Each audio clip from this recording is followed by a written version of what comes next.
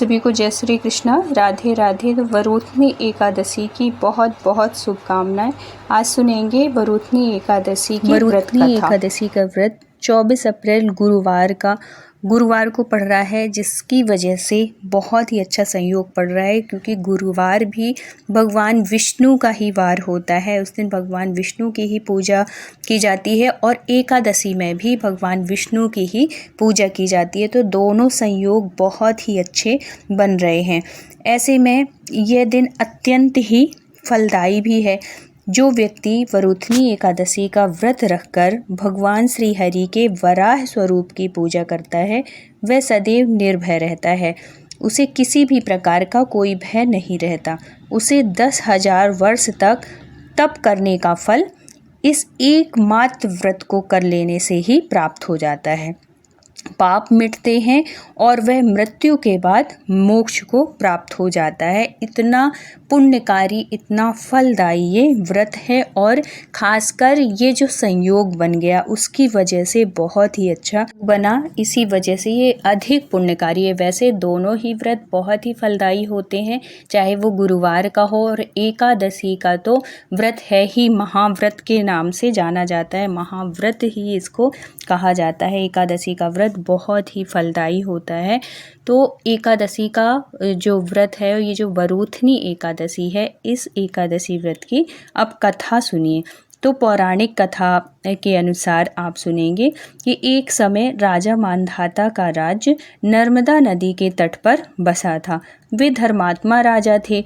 वे अपनी प्रजा की सेवा करते थे और पूजा पाठ, धर्म, कर्म उनका बहुत मन लगता था। बहुत ही धार्मिक विचार के थे, बहुत ही धर्मात्मा राजा थे।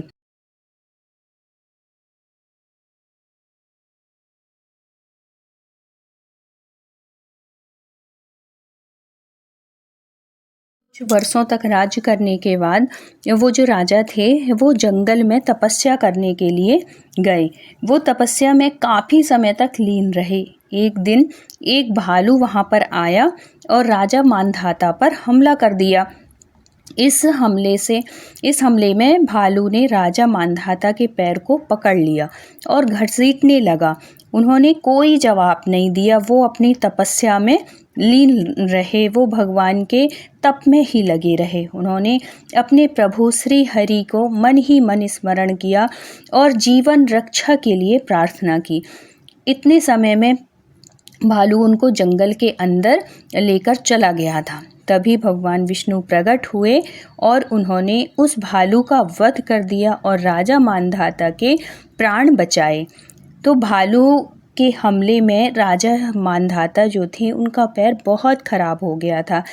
इस बात से वे काफ़ी दुखी थे कि पैर ही नहीं रहेंगे तो मैं कैसे आगे का राज्य करूँगा और कैसे मैं राज्य में जाके राज्य की पूरी व्यवस्था कर पाऊँगा। क्या कहेंगे सब कि क्या हुआ, और ये राजा एक भालू को भी नहीं मार पाया।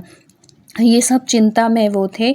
तब भगवान विष्णु ने राजा मांधाता को बताया कि ये तुम्हारे पिछले जन्मों के कर्मों का ही फल है। देखो, जो कर्म के फल होते हैं वो इस जन्म में तो भोगने पड़ते ही हैं, और जो अगर इस जन्म में हम नहीं भोग पाए तो वो हमारे अगले जन्म तक पीछा करते हैं। इतने धर्मात्मा राजा होने के बाद भी उनका जो पूर्वार्ध का जो कर्म था, प्रारब्ध था, वो उनको भोगना पड़ा। भगवान विष्णु ने राजा मांधाता को बहुत समझाया कि ये तुम्हारे जो पिछले जन्म के प्रारब्ध थे वो अब तुमने भोग लिया है। अब तुम बिल्कुल परेशान नहीं हो और तुम्हारा शरीर वैसे ही पहले जैसे हो जाए, उसके लिए तुमको एक कार्य करना पड़ेगा।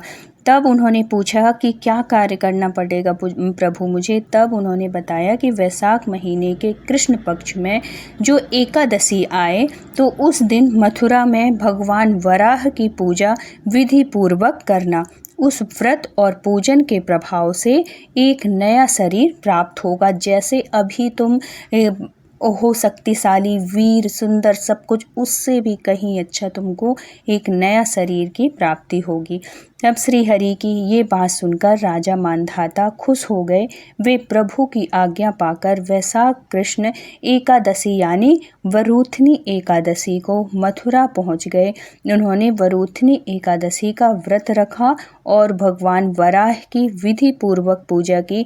व्रत के बाद पारण करके उपवास को पूरा किया। इस व्रत के पुण्य से उनको एक नया शरीर प्राप्त हुआ। वे अपने राज्य वापस लौट आए और सुखी जीवन व्यतीत करने लगे।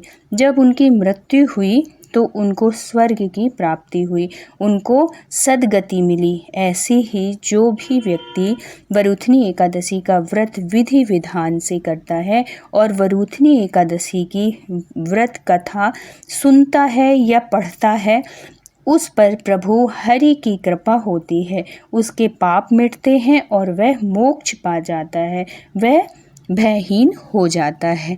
तो बोलिए लक्ष्मी नारायण भगवान की जय, वराह भगवान की जय। अगर वीडियो अच्छी लगी हो, कथा अच्छी लगी हो तो प्लीज़ चैनल को लाइक और सब्सक्राइब करिएगा।